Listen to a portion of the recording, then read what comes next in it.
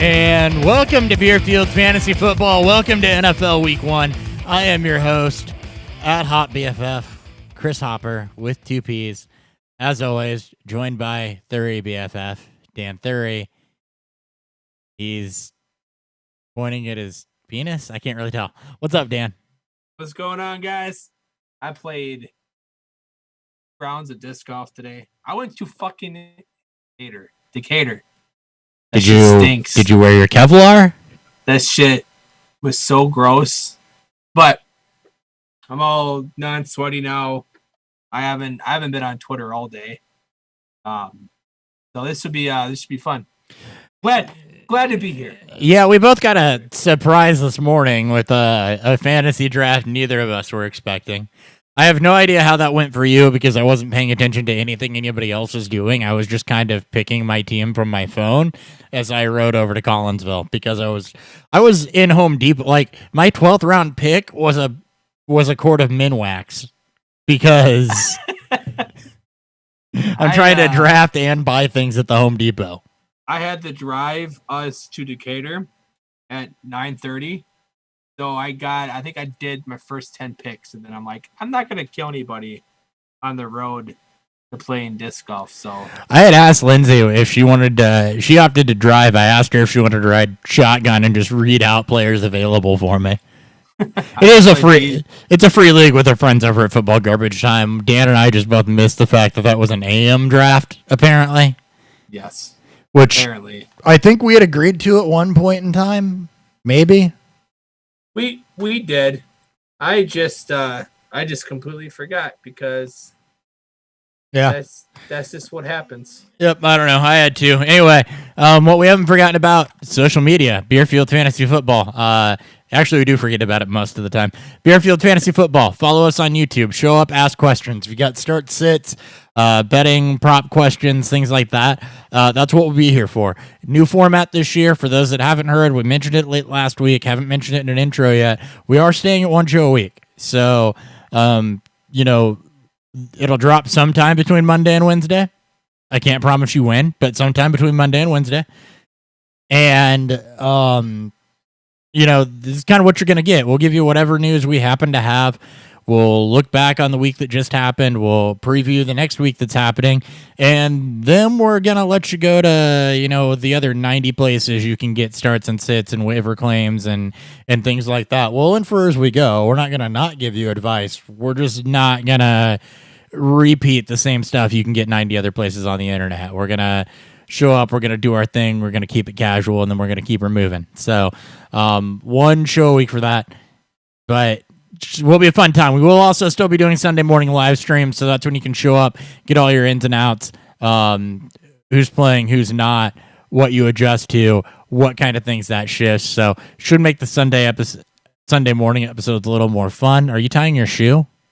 No, I'm grabbing a beer because I forgot to grab a beer. Yeah. All right. So that's a good segue, but Beerfield FF on Twitter is the other place you can ask, or tweet us directly at the BFF at Hot BFF with 2 Ps. That does work out a lot better for us. What's fueling Beerfield?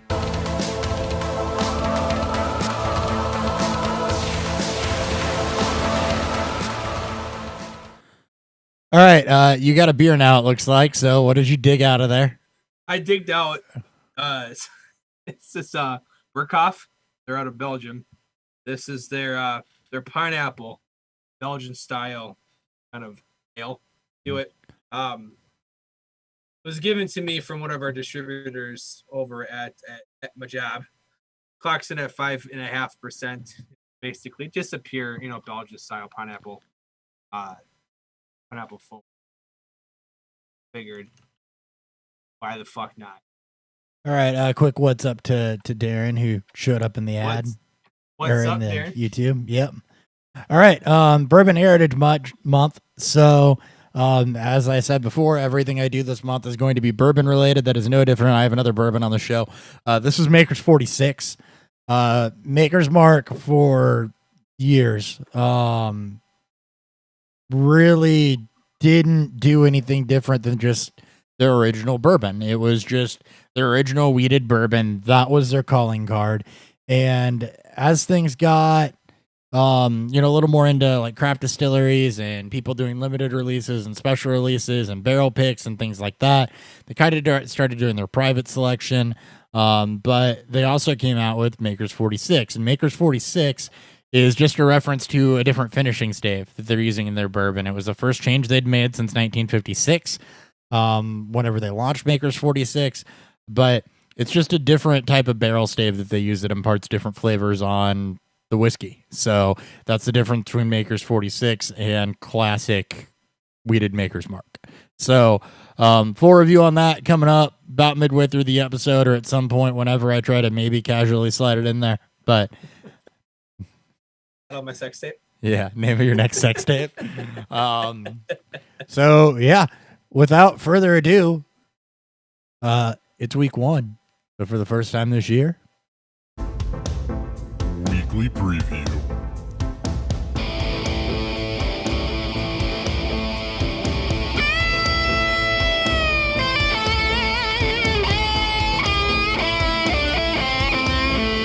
and Darren, I do agree. Just little spoilers. Maker's 46 is absolutely fire. I love this bourbon. It's a $28 bottle too, which is a great one to keep around. All right, cool. Let's go ahead and get started. So any news, any player news, things like that will drop in when we hit the games. We're just going to run through the schedule and go game by game here. Before we start though, one theme that I'm going to toss out there for week 1, regardless of what you're doing, is don't get too cute in week 1. Yeah.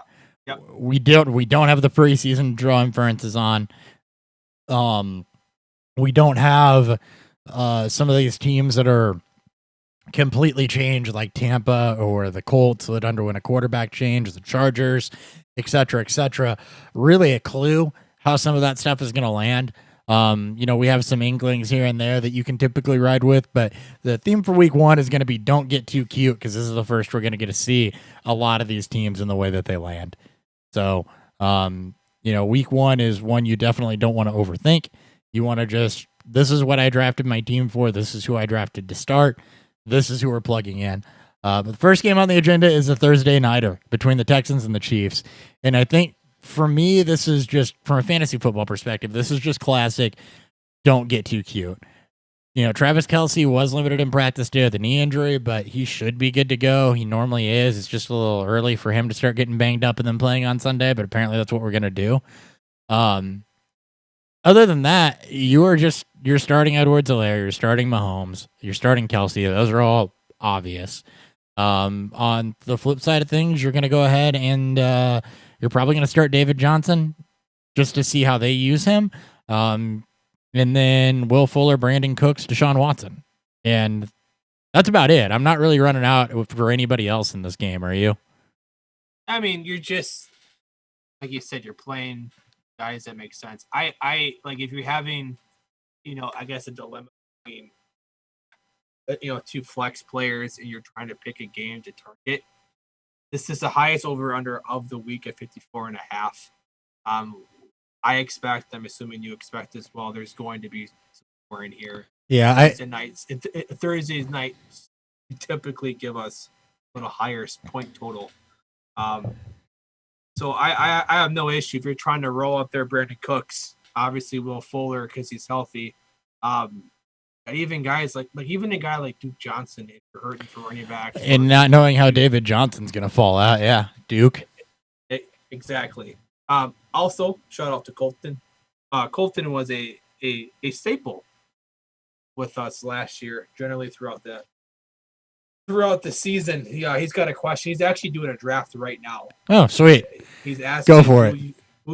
Who have you guys been drafting? Who you guys been targeting at the end of your? I mean, I had been picking up a lot of Damian Harris, but then more on him later. He's also moving up the draft board a bit. Yeah, some guys that you could target there towards the end, though, are going to be one of the Philly receivers like a Greg Ward or an Ortega Whiteside with Jalen Reagor out. Jalen Rager is a guy that you could target to stash on IR. There are some of the rookies out there that figure to see some target volume, like a Justin Jefferson. Henry Ruggs fell to me earlier this week.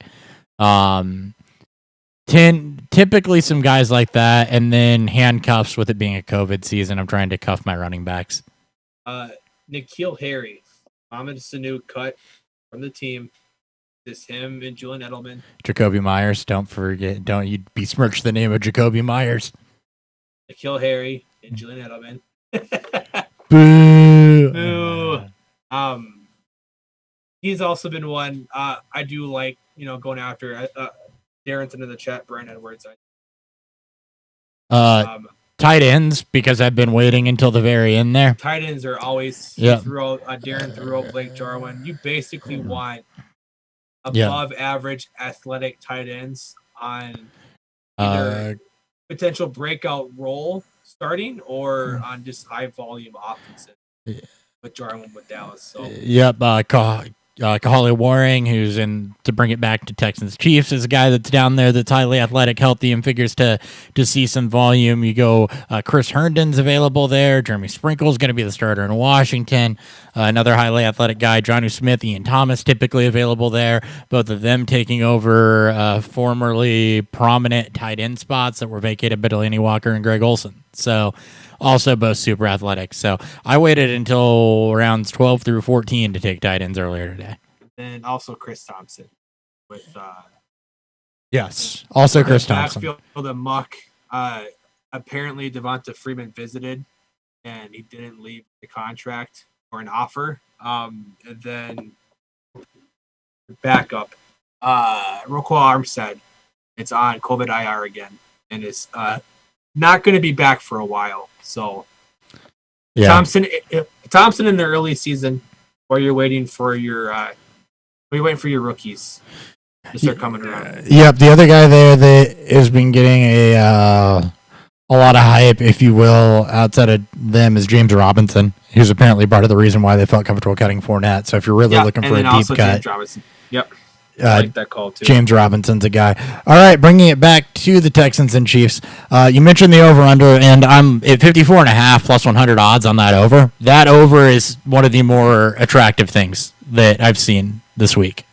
So kind of loving the over for that. I don't really want to touch money line or spread here. Chiefs at negative 450 just isn't a good enough value for me, and this game could be closer than a lot of people think. I think that both defenses are rather so-so. Both offenses have the potential to be very, very good. But again, we don't know how in sync these teams are going to be. So yeah, I think for the first few weeks, I'm trying to avoid any spreads above 7. Yeah. Really above 6.5. Like, I don't want to get too cute. I don't want to have to rely on a potential defensive touchdown at the end of the game. Obviously, the Chiefs could blow out the Texans. We don't quite know how this Texans offense is going to function now that Watson doesn't have a DeAndre Hopkins to kind of lean on, to kind of help the entire offense as a whole. But better running game. You bring in Brandon Cooks, you bring in Randall Cobb, you bring in speed throughout the field. I do like the points here. I think this game could go pretty high. Yep, I do as well. And like you said, you mentioned streamers, Duke Johnson. Darrell Williams is a guy, if you desperately need to stream a running back with Damian Williams opted out, LaShawn McCoy not there, and they cut somebody too. I don't remember who now. Oh, DeAndre Washington got cut. So yes, yep. Darrell Williams is next up. But, if you still believe in a thing called Darwin Thompson, he's also still there. So, anything else on that game before we move along? Nope. All right, Jets Bills. This one, from a fantasy perspective, figures to be so-so. There's going to be a lot of figuring it out here that's going on. You look at the Jets, and the figuring out's really going to be, where does your target volume go? I'm okay and comfortable starting Chris Herndon, Jamison Crowder, because there's some insulation there. But I'm not really okay doing a whole lot else. Le'Veon Bell was effective last year. Who knows how Frank Gore is going to impact that? Robbie Anderson's gone from that wide receiving core, but we don't know. If Rashad Perriman's going to take over that, if Denzel Mims is going to see some flashes. So, I'm not really too high on a lot of pieces on that Jets side of things. And Bills' defense is decent. So I'm not even looking at Sam Darnold as a potential stream. Any thoughts on the Jets on this side of it? You're not playing. I wouldn't play any Jets. If you're playing the Jets because you think that they're going to get out, this defense is going to suck. A lot of opt-outs. The biggest one being C.J. Mosley. And then they traded away Jamal Adams. This is going to be one of football. It just depends if Buffalo gets up early and often. They do have the running game and a good enough defense to kind of just suffocate this game out and just make it be just a quick game, not a lot of scoring. I'm not touching the spread here. I don't care about 6.5. Or I'm not touching over under. I wouldn't mind if betting the Bills here. It's a less than a touchdown. They're at home. I don't expect the Jets to put up a lot of points. This would be almost a really good kind of wake up the league to Josh Allen game. Bad defense, division rival, week 1 at home. We have new toys and Stephon Diggs and Zach Moss that could really open up this offense. You bring in year 2 with guys like Beasley, John Brown within this offense, and then year 2 in the league with Dawson Knox. Yeah. So to that point with the Bills, Josh Allen is going to be fine. They'll be fine most weeks. You're going to get good floor out of Josh Allen. So I'm all on board with Josh Allen there. And then Devin Singletary is the other one that I'm looking at this and saying, okay, yeah, I can be okay with that start if you're looking at Devin Singletary. Zach Moss, got to be interesting, and it could be something we look back on and say, yeah, of course, he was a streaming candidate. But it's not something. I'm not saying that you need to play him. I'm just saying something I want to bet on. I think for Zach Moss, because you likely drafted him in the late single digits, early double digit rounds. You just got to pay attention. You need to you don't need to throw him out there unless you drafted him as your RB2 or whatever. Something just happened to your team and you just beat the shit. You have to throw him out there, which I fucking hope not. Yeah.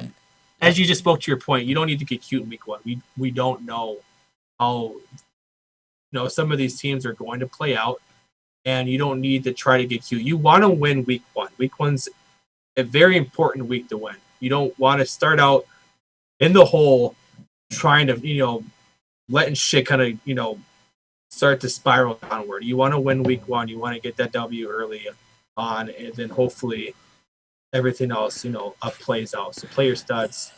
This is just a game in general you're just trying to avoid from a fantasy standpoint. A fly just died in my bourbon.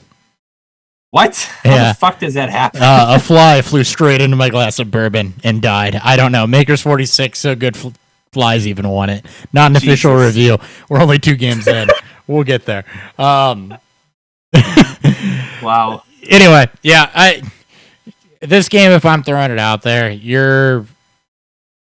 it's Josh Allen, Devin Singletary, Bills defense, and Chris Herndon. And outside of that, I'm not really considering Diggs. You could consider, I guess. You could get game scripted. I can't tell you what you're going to get out of Diggs because, like you just said, it could be game script. We don't know how target volume is going to break down quite yet between him and John Brown. John Brown, obviously, very good. There is a certain amount of rapport there. So, going to have to watch that. As far as points, 39.5, I'd honestly lean under here. And moneyline Bills, I don't. Yeah, points are. I'm just nervous about points week 1 in general, I think. So, that's my 2 calls for this game, though. Moneyline Bills and under 39.5. Yeah, Bills money line's negative 290, so odds makers agree with me too. Yep. All right, anything else on the Jets and the Bills?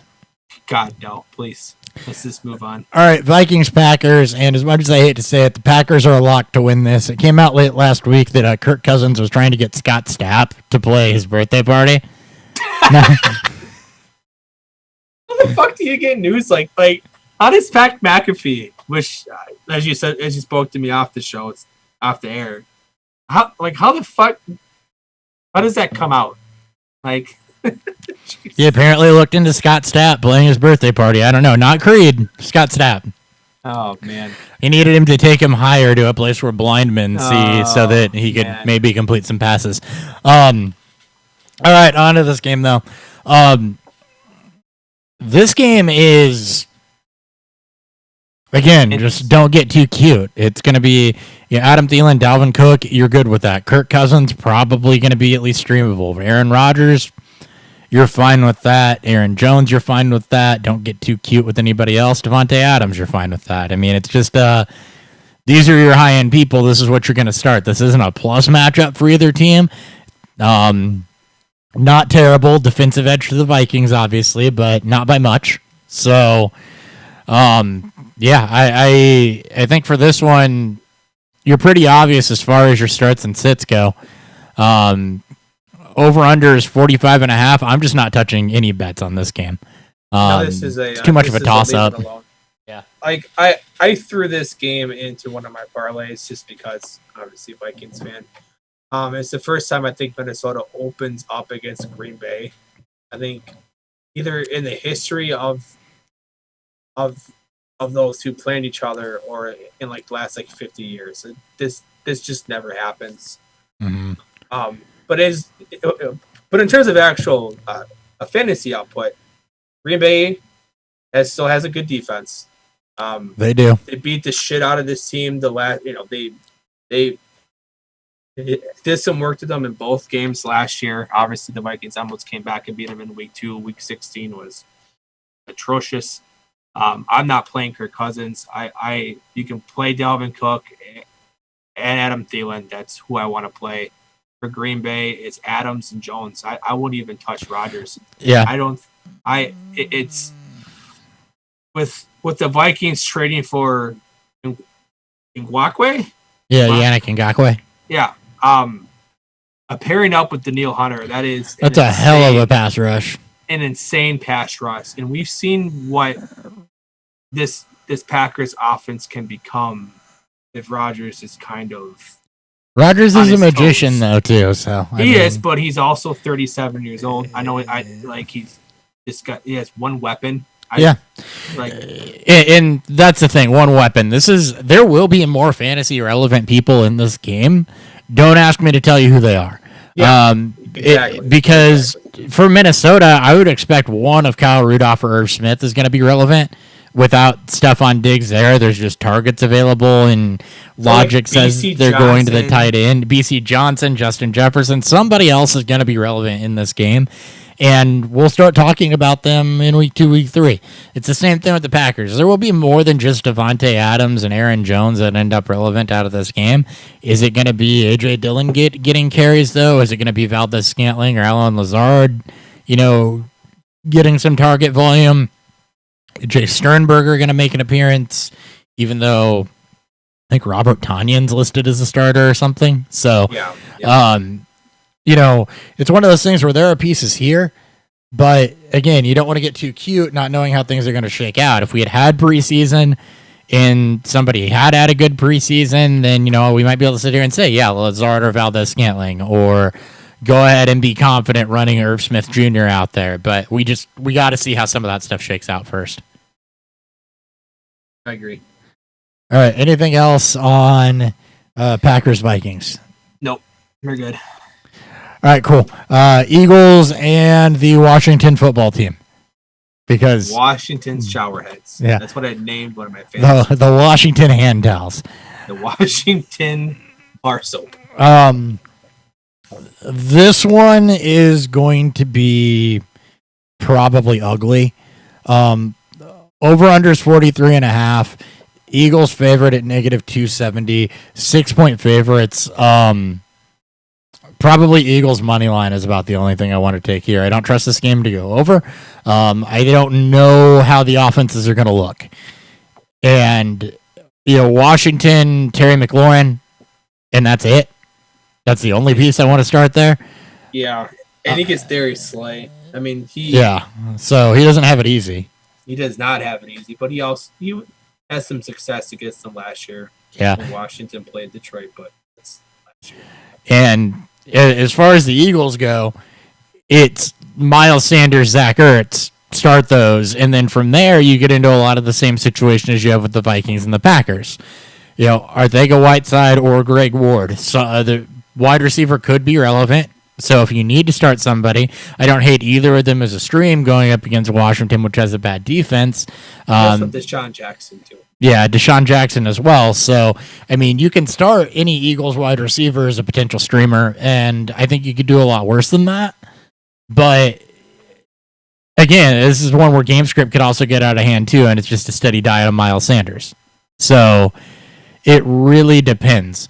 Dallas Goedert could mix in there a little bit. It's something that we're going to have to see how it shakes out because the receiving core is so revamped in Philly. We don't really know. So Miles Sanders is about the only safe bet there. Yeah, Carson Wentz, he normally finds a way to get it done and be top 7 or 8. So you're okay with Carson Wentz. You're okay with Miles Sanders, Zach Ertz from the Philadelphia side. And then you could really, if you have to, and you shouldn't be in a position where you have to yet, you could take a dart throw on Deshaun Jackson, Arcega-Whiteside, or Greg Ward. But you shouldn't be in that position unless you're dynasty and rebuilding. Yeah, there's Philadelphia's pretty chalk. You mentioned Wentz, Sanders, Ertz. I've Goddard in a lot of leagues. Goddard was generally a part of one of my late round tight ends that I would target. It just depends who else we have paired up. If you want that same route, Washington, it's kind of like you just said. It's kind of just Terry McLaurin. We don't know how the running back carries are going to, play out. I mean, fucking Peyton Barber is the starter there with AP cut. We expect Antonio Gibson to at least see some work, but it's Bryce Love could very well mix in. Bryce Love could. There's a J.D. McKissick. If Washington gets down early, which wouldn't be shocked if it happened, McKissick's the guy. McKissick is going to be their early season third down back. That's why they kept him. That's why it was part of the decision to cut AP. He has a role on that team. You expect McLaurin to get enough targets to become at least fantasy viable, and you just hope that he scores a touchdown. Right. We don't know if Jeremy Sprinkle is going to step in and be a Jordan Reed type of target getter, and you also don't know how they're going to deploy Steven Sims with new offense and everything. So, and you're not playing. You're not playing Haskins. You're not playing Haskins. It's in terms of betting. I actually like Philadelphia and the points here. I don't think you can play money line, but no, I like the 6-point favorites. I can probably get behind that one. I think that they're probably going to win by more than a touchdown. Yeah, it's also tough though. Week 1 on the road. We expect this. I expect Deshaun Jackson to have at least 2 deep bombs go his way in the first quarter. Yeah. And if they both go for touchdowns, then you're fucking Gucci at that point. Yeah. They're going to cover easily. Yep. Eagles defense also not a bad streaming option. Also like the Eagles defense as well. Yeah. Because we still have to talk about them. Leagues still use them. Yeah. All right. Anything else there? Nope. All right. Browns Ravens. Browns is going to be a Nick Chubb, and you got to watch. It's going to be interesting again because you got to see, is this last year's Browns offense where everything is just disappointing? Do they come out and turn it up and look better against a good Ravens defense? So, I tend to think that it's going to be rough sailing, at least in week 1 for the Browns. That means Odell Beckham and Jarvis Landry are both considered kind of fringe is wide receiver 2s or 3s. You can plug them in, but there are probably going to be better options out there that we'll get to here in a minute. But, it's pretty much Nick Chubb, Kareem Hunt could have a role. We saw that towards the end of last year, where I think you're probably okay with Kareem Hunt as a streamer. Stay away from the tight ends because we don't know how they're going to deploy Hooper with Njoku or not. I agree. So Browns. It's I guess as you mentioned, Nick Chubb. I wouldn't really. They did lose some pieces to opt-outs. They did lose Michael Pierce, their interior starter. He went to Minnesota, who then opted out. I don't think the defense may not look as good. I expect the Browns to be better this year. You bring in Stefanski.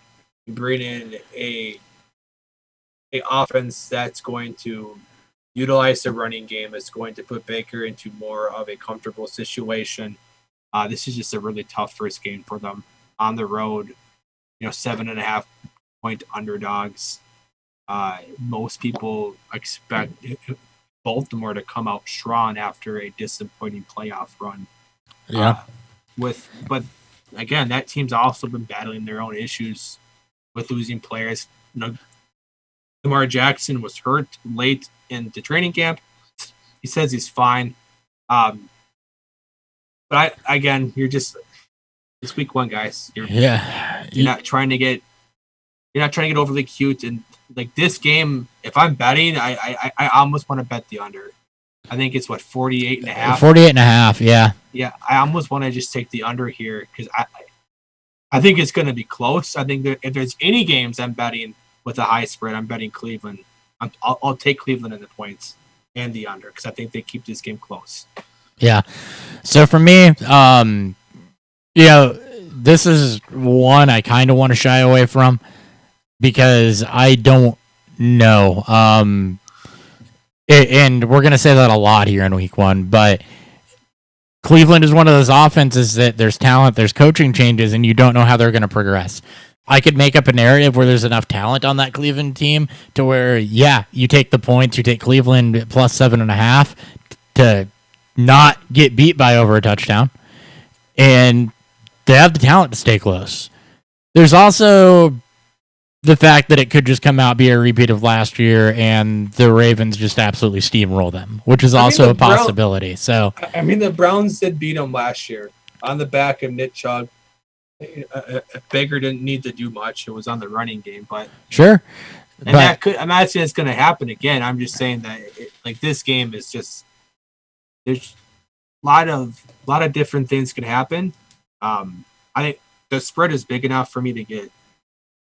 It's big and intrigued, but you don't see anything out here that jumps out and are like, man, I love it. 48.5. If Baltimore comes out and is right, they could very well be 35 of that. So that's kind of the other thing to keep in mind here if you're looking at points and taking the over under is there's a world where Baltimore's is well over half of that over. So, again, not advocating for that, just saying that world exists. As for Baltimore and fantasy, Lamar Jackson, Marquise Brown, Mark Ingram, all kind of locks as far as, go ahead and trot them out there. Mark Andrews as well. Those are kind of the four that you're looking at this week there. As far as other things, not really enough volume to where I'm interested in running any second wide receivers out unless we see a philosophy change. As far as running backs go, I think we're expecting J.K. Dobbins, but we don't know how much to expect J.K. Dobbins and how much we expect him to mix in. So that's going to be another situation where you kind of just sit on those cards for week one and let's see how those carries play out. Yeah, I agree. I mean, if you're going to get cute and throw anybody out there, I think you mentioned Mark Ingram. He's the only running back I think I would, if I had to, play. Yeah, and that's because he had an insulated role to where I don't expect it goes down to nothing. It's not a guessing game on a rookie or Justice Hill taking the next step or anything like that. So, we fully. I would expect them week one to at least have, a 60% opportunity. And don't get me wrong, I expect J.K. Dobbins to mix in, make some appearances, and he, like I've said before, he's got the talent in this offense to be a Devin Singletary, Austin Eckler type of I don't need a ton of volume. Yep. But we'll have to see it. All right. Colts Jaguars. So for this game in the Colts, you bring in Phillip Rivers. It's a new quarterback. Everybody's down on T.Y. Hilton this year because of Rivers. There's been a little bit of love inversely for Michael Pittman and Paris Campbell. Jack Doyle's a guy that I think was not talked about enough is being a potential weapon with Phillip Rivers there. Jonathan Taylor shows up to murky up the running game. What are you looking at for the Colts? Are you looking at anybody as a surefire? Yes, I'm going to plug them in. Do you want to see it? Given T.Y. Hilton's ADP to where if you drafted him, you're not in a situation where you have to necessarily start him. What are you doing here? It's so they're on the road. They're favored by 7.5. Obviously, Vegas expects them 44.5 over under. They expect to be some score. It's not. I'm not playing Rivers. I'm not excited to play any of the receivers here, including the tight ends. If we expect Jacksonville to be as bad as we do, then you're hoping that they can somewhat keep up to keep the Colts throwing. Otherwise, they're just going to ride the running game. This is one of the best offensive lines in football, especially when it comes to against the football. Against a weak defense, they figure to be up. Defense. Yeah, I would play Jonathan Taylor. I would have no issue because you drafted him high, and you hoped. When I draft Jonathan Taylor in redraft leagues, I'm always pairing it up with somebody that I feel more comfortable playing week one. But I think in this matchup, with where Jacksonville wants to go as a team this year, you figure there could be enough work for not only Jonathan Taylor, but also Marlon Mack. Like there's in this game, yes, and that's what I was going to ask: is are you okay with putting them both out there week one? And I think you should be, and I think that I'm comfortable with Jack Doyle week one as well, and T.Y. Hilton because Jacksonville's not. We don't know a whole lot about a lot. We do know Jacksonville's defense is not going to be good. Jonathan Taylor and Marlon Mack figure to be a mop-up duty probably the second half of this game and just go out there and run the football and not a whole lot of passing needed. To get Jacksonville gets up, like that's the dream. Like if you play one of their receivers, you got to hope that Jacksonville makes a game by the end of the first half. You want them, hopefully they've scored a touchdown or two. They kind of keep the score close. I'm still going to advocate for Jack Doyle because, again, my love for Jack Doyle, for them to be up, they've got to score some points in the first half at minimum, and tight ends are the easiest group to put yourself into a tight end one scenario. So, as for the Jaguars go, said it before and I'll say it again, any game I expect them to be down in, I'm considering Gardner Minshew a streamer. I expect him to be down in this one. They're going to be down in every game they play. So there's going to be a lot of volume, and there is some floor there. DJ Chark. That's it. Minshew and Chark. Minshew is a streamer if I'm in, super flex and kind of playing matchups with my second quarterback, or, DJ Chark is just somebody that I'm comfortable plugging in as a wide receiver too. I mean, they're going to pass. Leonard Fournette had 100 targets last year. Minshew was very check down heavy.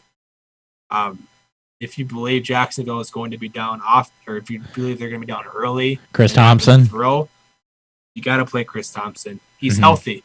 This is like Jordan Reed at this point, with how bad Jacksonville is, and with expected game script to be completely out the rails for them. They're going to be in catch up mode. We joke about Minshew throwing the ball 700 times and Chark having a boatload of targets. They're also going to be checking it down. James Robinson is slated as the starter with Roquan Armstead on IR for COVID. I expect he'll have some touches, but will probably be phased out for Chris Thompson once the Jaguars play more up-tempo. Robinson can also fill that role as well. I just expect Thompson to do it while he's healthy. You don't need to get cute with Chenault. Westbrook is slated with the 3, so Westbrook is not even starting. So right now it is just Chark. Yeah. They also brought in Tyler Eifert. There's apparently been some rapport there, but again, just in the effort of Minshew, not getting Chark, too cute, it's Minshew, Chark, and probably Thompson. And Chris Thompson would be the 3 Jacksonville players And that play. Thompson, I'm more apt to do that in PPR because Indy does have good, good linebackers and safeties too. So, I don't know that they're going to be able to get too cute with Chris Thompson, or at least to a point of where it's going to be super efficient if they do that. Hey man, if he catches 9 balls for like 45 yards, you're happy with that. I'll fucking take it week 1 as long as they win with that. He should be your flex. If you're not playing Chris Thompson as he's my RB2 this week. No. So looking at the betting here, Jacksonville's plus 330, money line plus 7.5. Their scenario where Indianapolis's offense comes out, lays a dud, and this is a possible upset. I don't like. I know you don't like to try to predict. No. But I'm with you here. I don't like the amount of turnover that the Colts have had. They could very well flame out. This game could be fucking ugly week 1. If I'm betting this game, Jacksonville and the points, I'm not touching the over/under. I would throw a little value bet on there with plus 330 odds towards Jacksonville just to hedge some, not really hedge some bets, but if I'm looking for a home run shot or something to try to hit, I don't know if the Colts cover. And just because they're up 10 points and there's 2 minutes left doesn't mean that garbage time isn't a thing. I think you get even up 14 points, they got to cover 7.5. Yeah, they're up 14 points. Jacksonville scored a touchdown. They haven't fucking covered yet. Yep, negative 105 odds on the plus 7.5 spread. So there's another one that I kind of like to where if you're going to take a dog, this is not the worst game to do it because Indy does have some unknowns. And it's week 1, home team getting disrespected. I don't know if I really want to bet it. I may throw some money at that one, but I do like Jacksonville 7.5. That may be one I put some money where my mouth is, but that's Vegas throwing you a little bit of lifeline week 1. Like here you go. We actually think the Jaguars should be probably plus 6.5, not 7.5. Yep, I'll take the extra point. And these could adjust too. The more we get into the week, it just depends on where the money goes. Guys. So it is Monday. Yep. Just keep that in mind. Raiders Panthers. This is another one with some teams that have had a lot of turnover. The Raiders have added pieces to their receiving game. The Panthers have turned over a lot. So looking at the Raiders in this game, Tyrell Williams is playing hurt. It's really probably just going to be Josh Jacobs for me here. And Darren Waller. I'll play. Okay, Darren Waller. Yes, Darren Waller. Ruggs very well. If I reached to my crystal ball, I could see Ruggs having a week 1 this year, like what Hollywood Brown did last year.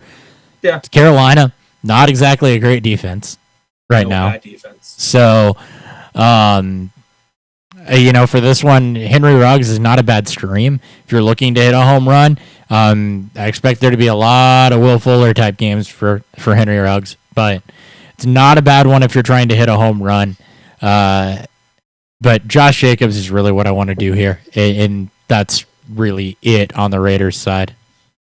Yeah, it'd be just Jacobs and Waller.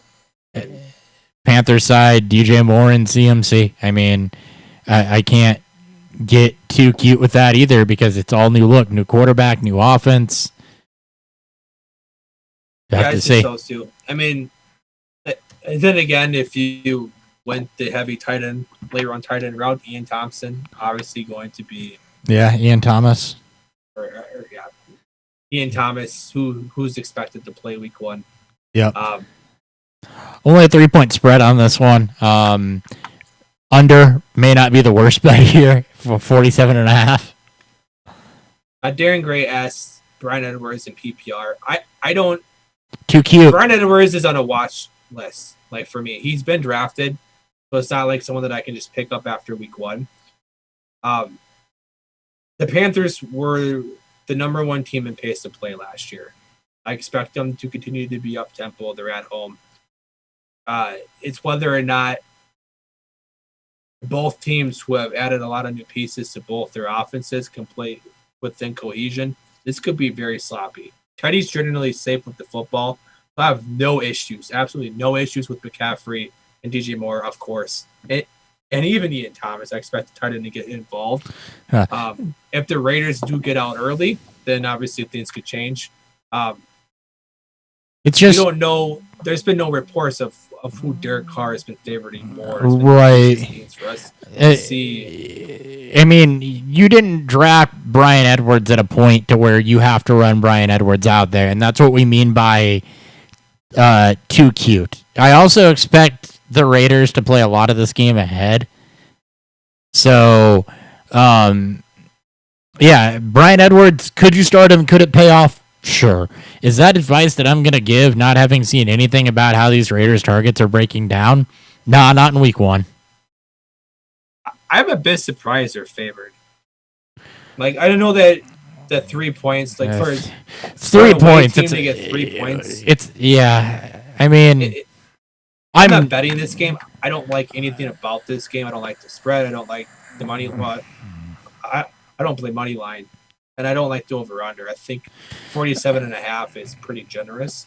I play money line if I have a good feeling about it, but I don't like anything here. 47.5, the under on that is probably the closest thing I'm willing to take. If I'm betting anything on this game, it's the under. It's just kind of expecting both teams to come out a bit rocky in the first half. Maybe you get some explosion in the second half, but I wouldn't be surprised if this game, if both teams end up scoring less than 20 points. Yeah, and it's a struggle. But, Yeah. Brian Edwards, yes, we like Brian Edwards, but again, this is kind of exactly what we're talking about when we say too cute, though. It's that, how confident are you when that's not a move you have to make, basically? This game actually just reminds me of the beer that I'm drinking, Burkhoff. Not Belgian great. style pineapple ale. Not great. It's got some things I like. Very heavy pineapple flavoring. That 5.5% doesn't really make it, too boozy or too sessionable. But it's nothing that I want to run out and grab. There's not a bet in this game that I want to go out and play. But there are some times where if you're like, Dan, pick something, there's some good things with it. So that's how I feel about this beer, and that's kind of how I feel about this game. Sure. All right, Bears-Lions. Oh, man. So the Lions' defense doesn't figure to be great. Oh, they're bad. So this could be a very get-right Chicago offense, come out and look really good in week 1 game. So that being said, can look into streaming Trubisky. He's got things to prove. He won the job, but I don't blame you if you don't want to do that. You shouldn't have to stream quarterbacks right now. But it is stream Trubisky. It is a plus matchup. Dave Montgomery, I'm comfortable starting. Allen Robinson, I'm fine with running out there. Don't get too cute with anybody else. Tight end targets, we got to see him shake out. Anthony Miller, we like Anthony Miller. We need him to progress. Tariq Cohen, we need to see some efficiency come back to his game. So it's really David Montgomery, Allen Robinson, with a nod to Trubisky having a plus matchup with the acknowledgement that you probably don't want to do that. Yeah, I agree. The other side of things here, for Detroit, start what you know. So you can play Kenny Golladay. He's had success against the Bears. You can play Marvin Jones. He's had success. Matthew Stafford can feel okay with that. He's not going to light the world on fire. Detroit is at home, though. You should have a nice, solid floor day. And as far as DeAndre Swift and Kerryon Johnson, that's another running back situation where if you want to stream either of them, I can see that argument. This is kind of like we talked about one earlier, too, where we said, Jonathan Taylor and Marlon Mack. So you can play either of them. It's a little different to where I don't expect the Lions to be up and trying to run out the clock, but they have the same skill set, and I wouldn't be surprised if it's relatively split for carries. But for the same reason, don't necessarily expect a top 16 performance out of either guy either. Yeah, I'm not playing any running back I don't know if AP is going to be active for game day. Bears week. defense very good against running backs, also by the way, but they're Eddie Goldman. I think it was Goldman. Yeah, their nose tackle that opted out for COVID reasons. So not good when he's missed time. They're not playing. I'm not playing the Lions running game. If you drafted Stafford, you're likely playing him unless you drafted a second quarterback to back him up for whatever reason. He was a 10th round pick. He might. Yeah. Stafford could be your backup. He could be. You're probably playing him in Superflex and 2 QB leagues as well. Obviously, you're playing Galladay, Marvin Jones. It just depends on how you drafted earlier on. You may have to rely on him this week. You may not have to. TJ Hawkinson, again, late round tight end. It just depends how you drafted with that. Lions, I'm not playing either. I play the Bears defense, but I think the Lions offense is going to go out there. They're going to put up points. I don't really give a shit about trying to, figure out defensive scoring at this point. I don't play in enough leagues that cares about defense anymore. And as for the Bears, Allen Robinson, obviously Montgomery will likely be if you went wide receiver ever, you're probably playing Montgomery. You went robust RB, you probably didn't draft Montgomery due to I don't think he has the ceiling as some of the other guys around his area. This is, in terms of betting, Lions are 3-point favorites. The money line's pretty much even. And the over-under is 44.5. I don't like any bets in this game. I just don't. See, I'm okay with betting the Bears at +3 or taking the Bears money line at +136. Again, it's another one where I kind of like the dog. I think that when you line these teams up, if the Bears offense can come out somewhere even close to right, I think that this will be a close game, but I think it could tilt a little bit in their favor given the extreme weakness that the Lions have on defense. So, if you want to throw something out here, if the Bears money line or Bears +3, completely okay with that. I have a hunch to actually kind of like that, but over under I don't necessarily want to play with because it could go either way. So, I don't have a dog much in this fight. This game just. Yeah. I don't know how both teams are gonna, shape out in terms of week one. One thing I do know is that the Lions will score some points. Yeah, Lions I think will score some points too. It's really the Bears offense. Okay, can they keep up with them? And the Lions defense not great. So if there's any game where the Bears are going to keep up offensively, should be this one. Yep. Should be. Should be. All right, Seahawks Falcons. This is another one where I need to look at this line here, but I think the over is going to scream to me. 49. 49.5. Yeah, I'm kind of over all day on this one. In a dome. Yeah. On turf.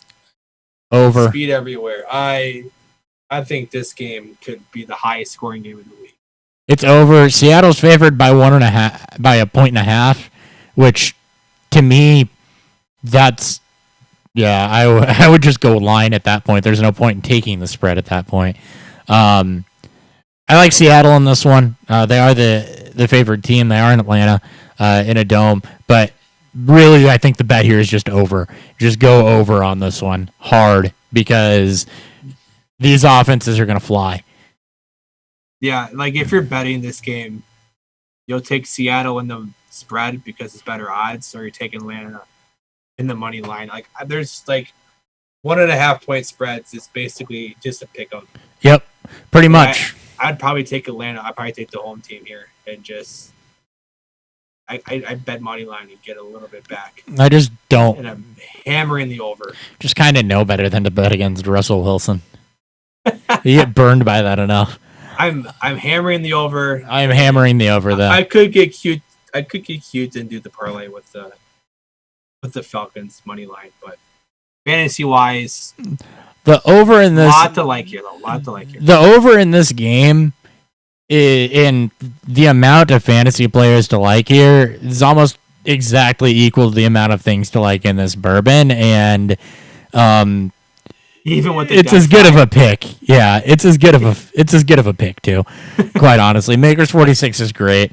It adds the 46 finishing stave adds a level of depth that isn't there in Normal's Maker's Mark. It gives it a little bit more oakiness, almost kind of a mocha flavor to it. With a bit of dark chocolate, and just some oak that jumps out of the glass. It's still sweet like regular Maker's is. So decent amount of almost a brown sugar sweetness there. But it's just a level of depth that is better than regular Maker's Mark is at the same price point. And it is a really good value bourbon that you can go grab off the shelf for sub $30. So just all around solid, exactly like this game is going to be for fantasy. So speaking of fantasy in this game, anybody you're sitting that would be obviously fantasy relevant, because I'm running through and I can't think of it. Lockett's a go, Metcalf's a go, Carson's a go, Wilson's a go, Ryan's a go, Ridley's go, Jones is go, Gurley's go. You're basically debating if you want to play Aiden Hurst and the other tight end, or even Greg Olsen. Yeah, Greg Olsen could have some run in this. So Seattle tight ends, I don't want to. Not playing the defenses. Game. I'm not playing a Seattle tight end. I'm not playing a Seattle tight end. I don't. They brought in Greg Olsen. I like Greg Olsen. What role is Greg Olsen going to play? Will Dissly had a breakout. He's back and healthy. Luke Wilson, Jacob Hollister there. Jacob Hollister was also good before he got hurt. It's just, how are they going to mix them in? How are they going to mix that up? I don't know. Will Dissly's supposed to play? Will Dissly's not on IR or anything. Same. So good for Will Dissly. Yeah. So yeah, I'm staying away from Seattle tight ends. And Hayden Hurst. I think you can start Hayden Hurst, honestly. I think you can feel okay with that. Austin Hooper vacated a lot of targets when he left town. Expect some of those to go to Calvin Ridley, but I expect some of them to go to Hayden Hurst as well. And I think that it's a game where you can feel okay with that. Yeah, if you're going to play any flex players because you're not really sure what games to play in, just target players from this game. Yep. Guys like fucking Russell Gage could be fantasy relevant this week. Yeah, Carlos Hyde could be fantasy relevant this week. Fucking bring up. No, fuck Carlos Hyde. We're not talking about Dolphins Patriots. Another game. The exact opposite of this game. Yeah, Dolphins Patriots is another game that I'm just I don't want anything to do with this because I'm not even so sure that the Patriots wanted to play in this game. It's a plus 6.5 line too. This is another one where I'm upset alert. I could be okay with picking the Dolphins here. Man, Ryan Fitzpatrick week 1 beats Devontae newly foreign Patriots. Yeah, Fitzpatrick week 1. Devontae Parker, Preston Williams healthy. You bring in Matt Breida, Jordan Howard to make a formidable running game. New England, half of their defense is opted out. Dolphins are plus 245 on the line here, buddy. This is one that I can look at and be like, okay, yeah, I can see that happening. Over-under is 43, so it's not going to be a high-scoring affair. Let's do it. Hold on. Let's do it. Hey, we talked about wanting to make bets on this show. Okay. I'm gonna make a fucking bet. I'll do Dolphins money line. Okay. Yeah, at plus 245. Hell, the Dolphins spread is beautiful too at plus 6.5. I might roll that one into a parlay. Because I don't think that New England's a lock for this game by any means. Oh man, it's just it just feels so poetic to see if Cam Newton, starting quarterback, takes over for Tom Brady. First game at home without Tom Brady in 20 fucking years. Yeah, and the Dolphins beat him. Ryan Fitzpatrick comes into town and gives him the fucking Stone Cold Stunner, and they just beat him outright. You don't need Kenyon Drake and no fucking miracle play. It's Ryan Fitzpatrick, the dick's in his hand, and he fucking lays it on the table, and they beat him outright. I love it. All right. Yeah, dick's in his hand and just throws it out on the table. Ryan Fitzpatrick. He went to Harvard, by the way. He did go to Harvard. Tempering that a little bit, Patriots do still have a good secondary. They've got McCourty on one side and Gilmore on the other, so I don't really love either wide receiver, Williams or Parker, this week. I kind of want to shy away from most offensive players here, actually. Sony Michel struggled. James White, I think you're okay with starting him in most scenarios. Cam Newton could be an okay stream, but I would stream Cam Newton. This Dolphins team, as much as we want to get on board with Dolphins beating them, all right. It's an uphill battle. Much a rebuild. It's still very much a rebuild. Yep. So it's James White on the Patriots side, Julian Edelman on the Patriots side that I'm okay with starting, and Cam Newton. Again, don't get too cute. Sony Michel has struggled. He will get the majority of the rushing work if you need. You don't even have to play him. Plug in a flex running back, but you don't have to play him. As far as the Dolphins go, Fitzpatrick's going to have to pass, so you can do that. And I don't expect, with some of the opt-outs on the Patriots side of the ball, I think that Jordan Howard or Matt Breida, you could be okay with. You want to see how those carries shake out. They didn't trade for Breida for him to sit on the bench behind Jordan Howard. But, I think that if you have to, which you shouldn't based on where you drafted them, but if you have to, you could go out and start either of those guys and be okay with that. I would. I guess if you can. I guess if you do have some more comfortable matchups, Devonta Parker is going to get Stephon Gilmore. Stephon Gilmore is still one of the best cornerbacks in football, regardless of what happened with this Patriots team with COVID. He's still going to get shadowed by him. If you believe that the Dolphins are going to be behind, then you play Fitzpatrick, you play Matt Breida, and then you play the receivers. Maybe even throw in Mike Gesicki. Hyper athletic. Preston Williams is probably the receiver I'm leaning more towards in this one, just because he doesn't have Gilmore. Yeah, that's pretty much it. It's all based on. I don't want to play any players from this team or from this game. It's not going to be a fun game to watch. Give me the under, give me Dolphins money line, and then I'm just going to fucking move on with my. Yep. If I this game is the anti Seahawks and Falcons. All right, let's move on to our day to another one that is just not any prettier as far as things I don't know. Or do know. Bengals Chargers. Woof. Cincinnati's favored by 3, or sorry, Los Angeles is favored by 3.5 in this game. Over under 43.5. Another one where I kind of like the dog. Bengals at home.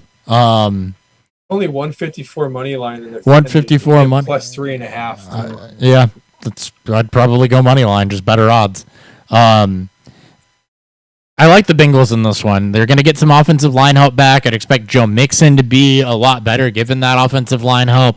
Joe Burrow should be good, and there are pieces in this offense to like. AJ Green's going to be back. People are hating on him. Don't really know why. Tyler Boyd, Auden Tate, both there. I just mentioned Auden Tate. Don't really want to start that, but he's number 3 right now.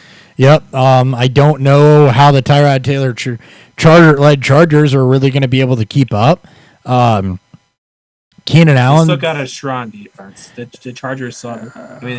Well, they do, and they added Chris Harris with that. Until this, they lost Darwin James. They did lose Derwin James. But they added Chris Harris. They should both Bosa and Ingram should be healthy. Yep. Although Ingram was kind of lackluster last year. This is also a very, very.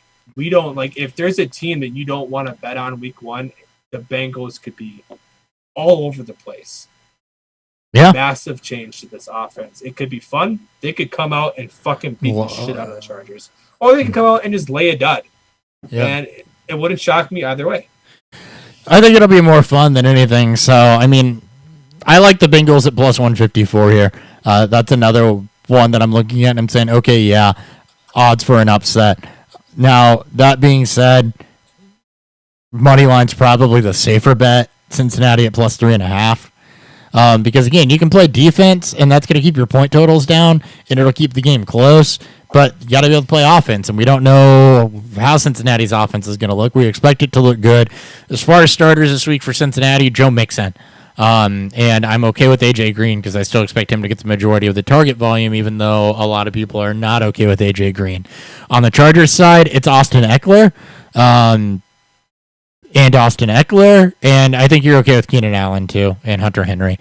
They're gonna. They just paid Keenan Allen. They just extended him. They extended Keenan Allen, and Yes. they're gonna have to pass in this one. I don't see a scenario where you're gonna get game scripted out. At least I think it's gonna be close enough to where they do have to utilize Keenan Allen. So more comfortable with him than Hunter Henry, but it's Allen, Eckler for the Chargers, Mixon and Green for the Bengals that I'm okay with. Mike Williams is a game time decision. I would just lean off from that. Mm-hmm. It's like just as you mentioned, just play Eckler, but just play Eckler and Allen from the Chargers side. Bengals, I'm not playing Burrow. I gotta see it first. Mixon, I'm throwing out there with confidence. Well, it's a tough secondary matchup with a tough pass rush, like you said. So Yeah, and then you get Green and Boyd are just based on your depth at receiver. You likely drafted both high enough to where you probably have to play them in this week, and it's not a great matchup. There's still difficult corner matchups, but it's this game could be fun. This game could be ugly. Yep. I'm not that excited. I wouldn't stream Tyrod this week. no, I wouldn't either.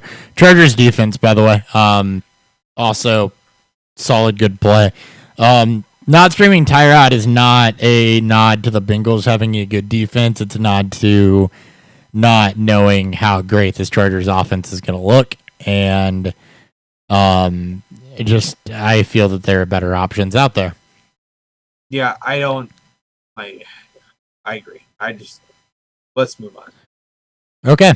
Cardinals 49ers. A little more exciting. A little more exciting, yes. We get our first look at the Cardinals with DeAndre Hopkins, with a full year of Kenyon Drake. They're going to get a tough Niners defense. 49ers are favored by a touchdown in this one. Plus 260 odds towards the Cardinals on the money line. Over-unders at 47.5. Talk about bets I don't love. I don't like the spread. Money line. I don't think the Cardinals are going to win, but they may or may not. Like the Niners may or may not cover, and the over/under is it's probably set perfect. This game is probably set perfect. Yeah, this is one I kind of want to shy away from there, as far as the betting side of things go. As far as fantasy football side of things, though, starting with the 49ers, wide receiver group. Depends on if Debo plays or not. Debo plays. I'm okay with starting Debo. Kittle, you're obviously going to start. Other than that, you want to see it shake out. A lot of people like Ayuk. Again, it falls down to we need to see it, and the fact that Jimmy Garoppolo wasn't necessarily a huge supporter of, outside of Kittle and one wide receiver. Didn't really do it. Raheem Mostert, it is a good matchup. I'm okay with Mostert. You can make an argument for Coleman and McKinnon, but this is a backfield where you need to see how the carries fall. Yep. You drafted Mostert likely in the 5th round, so you're probably going to start him, and I expect he will see some value, but you really need to see how the carries are going to fall here before you really throw it another one. As far as the Cardinals go, it's kind of the same thing, but with targets. Kenyon Drake's going to be startable. It's not a plus matchup, but you should get the majority of the work. Chase Edmonds is going to mix in. You got to see how much he's actually going to mix in, and you really need to see how the targets are going to fall with DeAndre Hopkins there. What does that leave left over for Larry Fitzgerald, Christian Kirk? You're playing Hopkins. Yeah, it's not sexy, but you're playing him. You're playing Hopkins. Again, don't get too cute. You're going to throw him out there, and we'll see. It's more so Christian Kirk and Larry Fitzgerald. I'm like, yeah, no, kind of hold off on that one. Yeah, it's. I do expect the Niners defense to take a subtle setback. They did lose one of their interior defensive linemen that's going to hurt the pass rush, which is going to put more strain on the secondary to make plays, especially if Kyler Murray has time to navigate the pocket and to keep plays alive, which he is good at doing. I still think this team is going to push it up tempo. Obviously, you're playing Hopkins. You don't have to play Christian Kirk, but Kirk's one of those guys where if you're in need of a third receiver or a flex receiver, I would personally be okay with playing him. I'm not going to play Fitz. I'm not playing the tight ends. You're going to be playing Murray, Drake, and Hopkins because, and then Niners, you probably have to play Mostert and Kittle, and you are obviously playing Kittle, and then I won't even play Debo if Debo's healthy. Like, who knows how healthy? Like, he's slated. It's like weeks 1 through 6 he could come back. I like if you drafted late enough in the offseason, you probably got Debo late enough to where you don't have to rely on playing him weekly. Nope. Although, not the worst matchup in the world if you do decide to. True. So, if you're on the fence on a wide receiver, if Debo goes, then okay, but he's going to be fresh off a foot injury. So, a lot of risk for re-injury there. Anything else on that game? No. All right, let's go to another one that figures to be sexy. Bucs Saints. So much over under 49.5. I slam the over. Bucs plus 152. No. Saints are gonna win. Saints are probably gonna win. I'd rather take the Saints on the money line. Spread, it could be close, but I'll take the Saints on the money line at 180. As far as who you're starting here, who aren't you starting here? You literally, there's like the Bucs have a good run defense, so have a weak pass defense. They improved the offensive line, so they're going to be just all around more efficient. It's again just like with the Falcons game. This is in a dome. This is in New Orleans.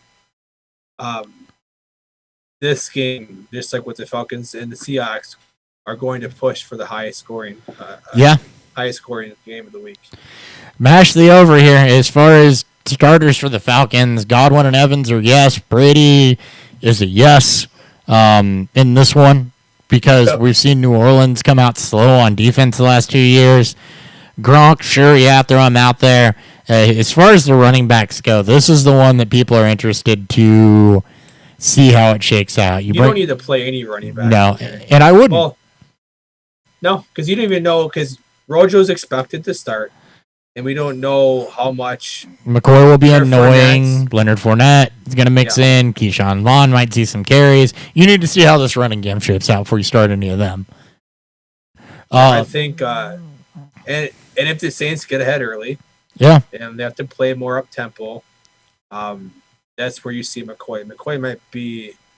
This might be the only week where McCoy is the safest of the three to play. Yeah, and I'm not even going to bet on that. And I wouldn't bet on a running back here. If that's one position you won't play is any Tampa Bay backs. Yep. You'll get your Rojo, truthers, and fine. Fuck them. That's what they want. That's your fault if you play him. So. For the Saints, Michael Thomas, Drew Brees, Alvin Kamara, Jared Cook. Emmanuel Sanders, you want to see how much volume he gets, how he's utilized, and what happens there between Sanders and Drake on Quan Smith. I expect Emmanuel Sanders to be very, very useful at some point this season. Again, we got to see it break down, though. We haven't seen anything. So there should be passing. Again, it's a weak pass defense. So if you need a stream, if you're debating between Emmanuel Sanders and somebody else, Emmanuel Sanders is near the top of the pile of people you could lean towards. Because, again, high-scoring game, not a great passing defense that they're going up against. He is a guy that came out last year and had a great rebound after the Achilles injury. So I do not want to hate on Emmanuel Sanders. I can't lock it in as a must start. I can lock it in as if you're debating between him and somebody else. Yeah, sure, go ahead, lean Sanders. Anything to add on this game? Have fun. It's like this is probably one of the games I'll try stacking. Yep. in DFS. Yeah, Cowboys Rams Might be fun. could be fun. I mean, Dallas favored by 3 on the road.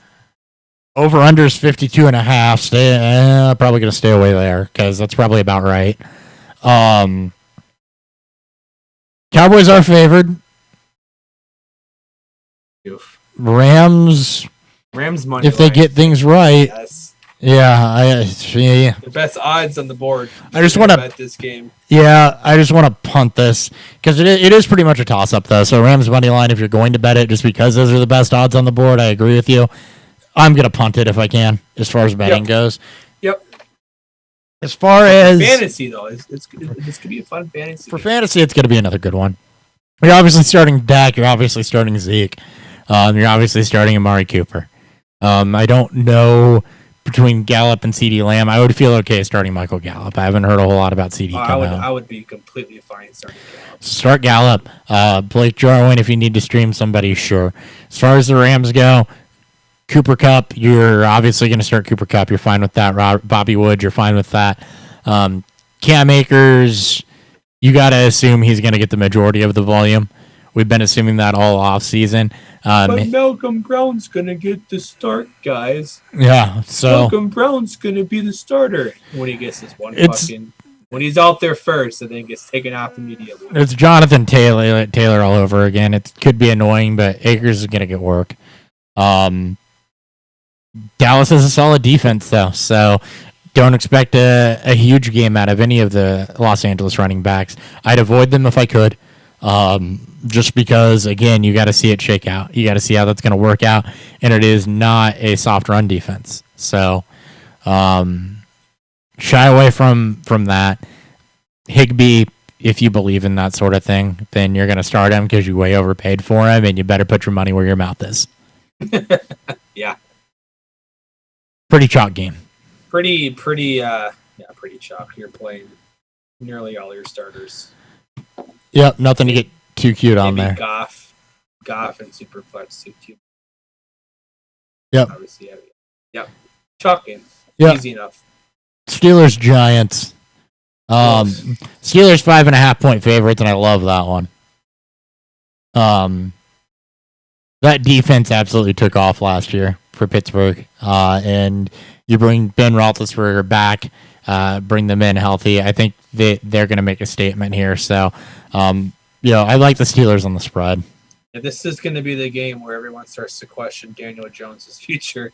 Week 1 against Pittsburgh, Daniel Jones' inability to hold on to the football versus one of the best pass rushers and overall defenses. Yep. Have fun, Jones. Have fun. Yep, have fun indeed. Over under 47.5, probably about where it should be. I'll shy away there. Steelers spread is better odds than the money line, so give me a Steelers spread at 5.5. As for starters here, for the Giants, give me Barkley and nothing else. There will, Evan Ingram. Sorry, I don't want to say Barkley and nothing else. Give me Barkley and Evan Ingram.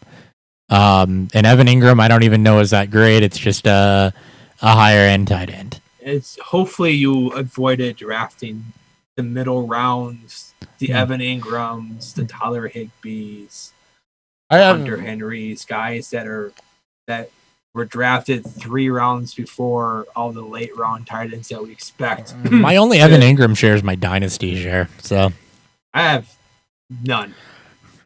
And I'm okay with that. I have 1 draft tonight. I don't think I'll draft him there either. Ian Thomas may end up sliding in over Evan Ingram for me this week before it's all said and done. But Evan Ingram, sure. I would play Ian Thomas over Evan. Juju Smith-Schuster, Ben Roethlisberger, James Conner on the Steelers. Be a toss-up, really, out of Deontay Johnson and James Washington and Eric Ebron. I want to see how much they actually use him first. So go with your big names on the Steelers. Go with your big name on the Giants. That's a good way to put it. Yeah. And then just do Steelers spread. Stay away from the over-under. Indeed. All right, and then I got to keep flipping back and forth. Titans-Broncos, last game. Titans-Broncos, last game. This is the second Monday night game of the week. So Titans-Broncos, late game, obviously in Denver, and it's a 1 point spread on this. That's nuts, man. With nearly Tennessee was just in the AFC Championship. with nearly even odds. I like. Give me Tennessee favored by 1 point because for some reason the odds for a 1 point win and the money line are different. I don't know why. It could be because it's a week out too. This will probably change. Over under is 41. I think I can be okay with that. But give me the 1 point favored Titans here. As far as fantasy relevance goes, stay chalk with fantasy here. Again, don't get too cute. Ryan Tannehill, you can be okay with. AJ Brown, you're fine with, but don't expect it to be volume based. Derrick Henry, you're absolutely starting. On the Broncos side of things, Melvin Gordon, but expect Phillip Lindsay to mix in. Expect the same from last year. Cortland Sutton. Drew Lock. Titans defense is good, so don't get cute streaming there. Noah Fant, and you probably have better options this week just before you see how he's going to be utilized. So stay chalk here. I'm okay with starting both Broncos running backs just because I expect them both to have work. Derrick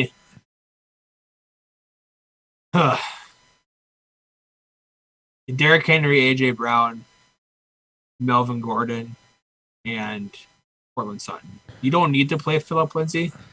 I would hope not, unless you went 0 RB and you relied on. Or you drafted Leonard Fournette, and then you took Phillip Lindsay to insulate Leonard Fournette later on, and then Leonard Fournette thing happened, and you're starting Phillip Lindsay. Oof. I wouldn't feel great. But I'd probably take. Yeah, I guess. Not that I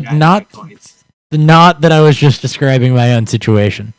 But that could be the case. That might be the case for me in some leagues. I have no. Could be the case for a lot of people. If you drafted like we did, you very well could have ended up with Fournette, and now you're looking at a guy like Phillip Lindsay or David Montgomery that you're probably starting over him in week 1. So hopefully you took Chris Thompson or James White, and you have a little bit more insulated value. So Phillip Lindsay or Leonard Fournette, who would you rather start this week? I'd probably go Lindsay. I wouldn't feel great about either. Like I don't know. I have absolutely no clue how Lindsay's touches are going to fare with Gordon. It's the same thing with Gordon. I feel a little more comfortable with Gordon. They just paid him. But Lindsay was efficient as a runner. Well, he's not a great pass catcher. They still have Royce Freeman on the fucking roster for some. Please trade Royce Freeman. Trade him to Jacksonville. Trade Royce Freeman to Jacksonville. I'd be so happy. Actually, that makes a lot of sense. Yeah, I that's what I want. But as of right now, it's Royce is a better efficient pass catcher than Lindsay. But I don't think you're going to see Royce on the field. I don't think so either. So I just don't. I just want Cortland Sutton. Jonnu Smith, because the Broncos have a struggle against Titans last year. I forgot about Jonnu Smith, and Tennessee uses the hell out of them. So Jonnu Smith, yep. That's a good call out. Yeah, it's Brown, Henry, Jonnu, maybe Melvin Gordon, Lindsay, if you're in a very unique situation, and Cortland Sutton. An oddly specific one, almost. Yeah, and a very specific one for some reason. Yeah. But I don't love this game. I don't really, in terms of betting, I don't know how Tennessee's at 1 point is getting just giving 1 point. The over-under, I think, is perfect. I don't want to play either. It's this game, I don't really care. Like, meh. Yeah, no, I'm sleeping on Monday night versus watching that. I'm being completely honest with you. Actually, I don't really want to watch either Monday night game, but I will. Yeah, that's true. Neither Monday night game's great. Yeah, I believe I wouldn't be too heartbroken on that one. As far as games I'm really targeting to watch this week, Texans Chiefs, Bears Lions, but that's a personal preference. Packers Vikings will be good. Seahawks Falcons, Chargers Bengals, Cowboys Rams, Bucks Saints. Those are what I want to see. Yeah, that's fair. All right, some things that we didn't directly point out, but in case you missed them, Damian Harris is on IR for at least the first 4 weeks. He had surgery on his pinky, so Sony Michel will assume most of the rushing work there. He'll get another shot.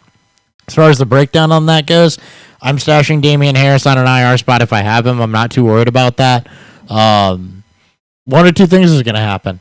Sony Michel's either going to come out and be a lot better than what he has been, and it's going to get complicated when Harris gets back, or Sony Michel's going to come out and stink up the joint, and all you're doing is ensuring that Damian Harris is going to have a role when he comes back. That's yeah. Adrian Peterson was cut out of Washington. We'll see how that backfield shakes out. We mentioned it kind of casually earlier, but just so you know, Adrian Peterson's in Detroit now. Expect him to have a lot less of a role there. So we're going to be watching both of those backfields. Jake Kumaro was cut by the Packers. It's now a 2-horse race for that wide receiver 2 spot between Alan Lazard and Marquez Valdes-Scantling, all things considered. Meh. Yeah, Lazard. Jalen Reagor is going to miss up to 4 weeks. We mentioned that in talking the Eagles, Deshaun Jackson, J.J. Arcega-Whiteside, Greg Ward are the names to know there. And Kirk Cousins listens to Creed. He will never win another football game again. That's it, guys. Week 1 in the books. Week 1 preview. In the books. Again, new format to how we kind of have been doing things over the last couple of years. We get pretty burnt out with the same shit during the season, and we know that there is 90,000 other podcasts that cover the same start and sits, and then not to mention the article forums that come out and everything else. So yep, we're just doing something different. We'll continue to refine what we just did too as the season goes. That was crack 1 at it, so it'll get more efficient, less drawn out, more structured, or less structured, depending. Who knows? So, yep, that's our show. We will be back Sunday morning for a live stream, latest in outs, etc., answer some start-sit questions, and hang out for 30 minutes or so. So, I am off Sunday, by the way. Sweet. So you'll be here with me. I will be here with you. All right, guys. Thank you very much for tuning in. Beerfield FF on Twitter, Beerfield Fantasy Football on YouTube. Like, subscribe, hit the notification icon. Come hang out with us like Darren did tonight. And Colton did tonight. Ask questions. We'll answer them. So, get some beer reviews and just chill. Notification icon's the only way you're going to know specifically when we're recording, because it's whenever our schedules allow. Dan works retail. I've got a kid on the way in a house I'm trying to get ready, and a bunch of admin for a bourbon group and a bunch of other crap going on. So it's just wherever it lines up. So that's right. Yeah. Take care. See ya. See you guys. I didn't have the outro queued, of course. Of course. Week 1.